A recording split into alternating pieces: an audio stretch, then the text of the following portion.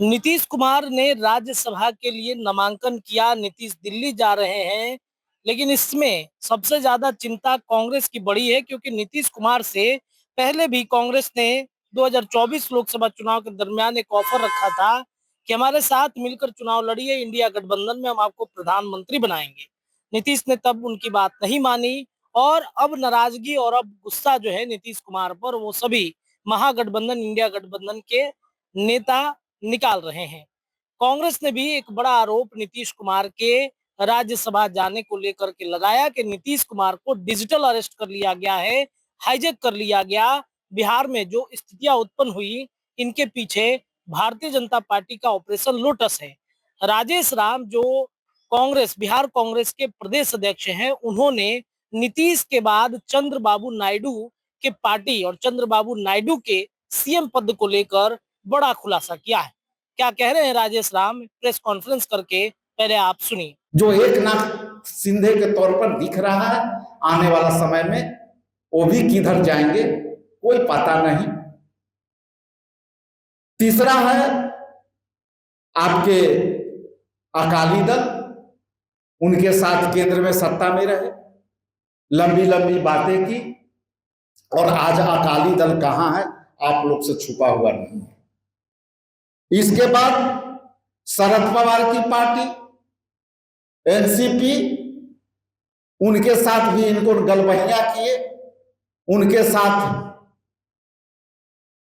एक दूसरे को झप्पी लिए, और झप्पी के बाद जिस तरह से शरद पवार की पार्टी को उन्होंने खाया ही नहीं, चबा गया। इसके बाद बीजू जनता दल, जो नवीन पटनायक वहां के चीफ मिनिस्टर थे, हालांकि अब उनको थोड़ी बात समझ में आई है तो थोड़ा सा अलग हुई है, लेकिन अब ये देर हो चुकी है।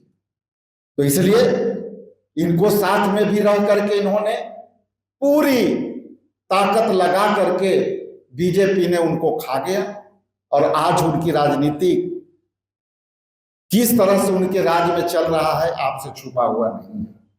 VA साहब, जो आप देखे होंगे कि उनके साथ भी रहे, और जिस तरह से उनको कमजोर कर करके वो खत्म करने का प्रयास किया, वो भी आपके सामने है। YISI, उनके भी उदाहरण है।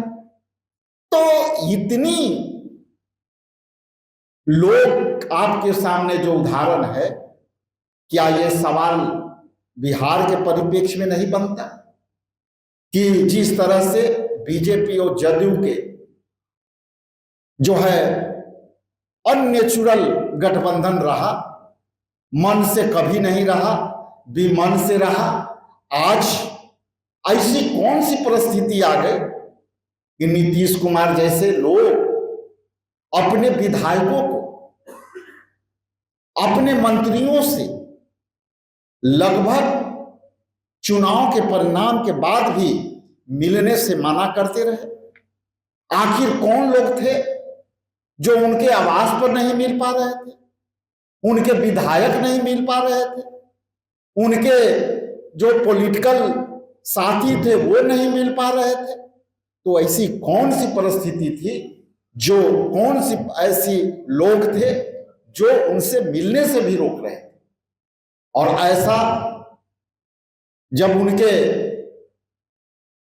जो आप ही लोग के मीडिया में विजुअल आए, उससे देखने से ऐसा प्रतीत होता है कि जिस तरह से सीटिंग अरेंजमेंट